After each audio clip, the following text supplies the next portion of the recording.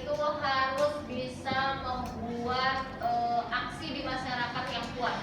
Aksi bukan demo ya, tapi istilahnya mengumpulkan masyarakat supaya mereka bisa mengatasi masalah kesehatannya sendiri, gitu ya. Kemudian harus mengembangkan kemampuan skill personal gitu, kemampuan diri seorang. Contohnya misalkan, gimana sih caranya memberdayakan masyarakat?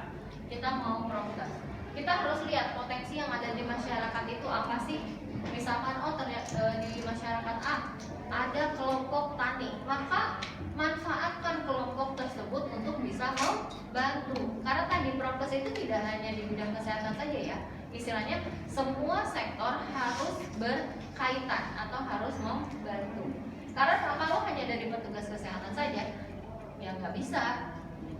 Kita pun harus melihat kemampuan dari si masyarakat, tingkat ekonominya gimana mau diberdayakan. Misalkan kalau misalkan si masyarakatnya itu mikirin besok bisa makan apa enggak aja, masih jadi problematik gitu ya. Nah itu seperti itu sulit untuk dilakukan pemberdayaan masyarakat.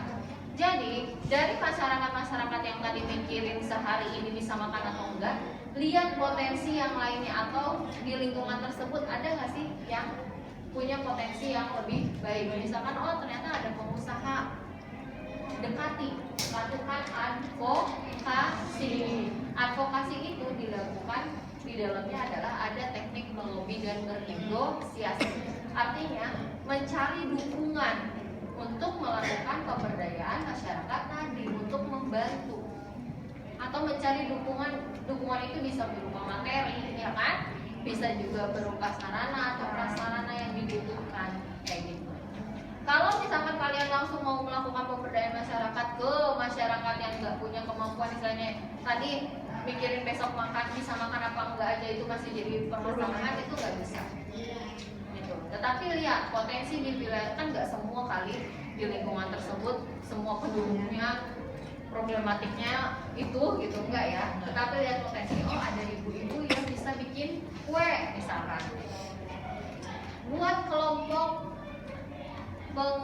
usaha bikin kue misalkan kan, terus kuenya misalkan dijual. Nah itu pemberdayaan secara ekonomi. Kemudian ada kelompok tani, seluruh yang misalkan pengusaha atau ada pengusaha ayam, si pengusaha ini bisa kita jadikan narasumber, bisa kita jadikan partner kita untuk membantu, entah itu dari materi, entah itu dari tadi sarana dan prasarana ya. Misalkan untuk memberikan informasi bagaimana cara beternak yang baik supaya sukses gitu ya kan. Nggak mungkin juga kan kita terus-terusan ada memberikan pendidikan kesehatan dan sebagainya. Kita juga kan misalnya punya program-program kerja yang lain. Nah sebelum itu bagaimana supaya si masyarakat itu punya kemampuan dalam meningkatkan personal skillnya gitu.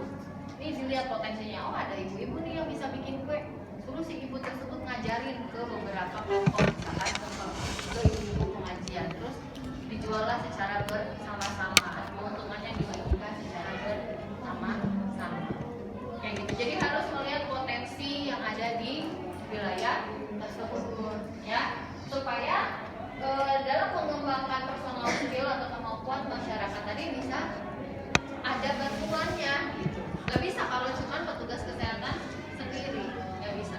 Makanya harus kerjasama lintas sektor ya.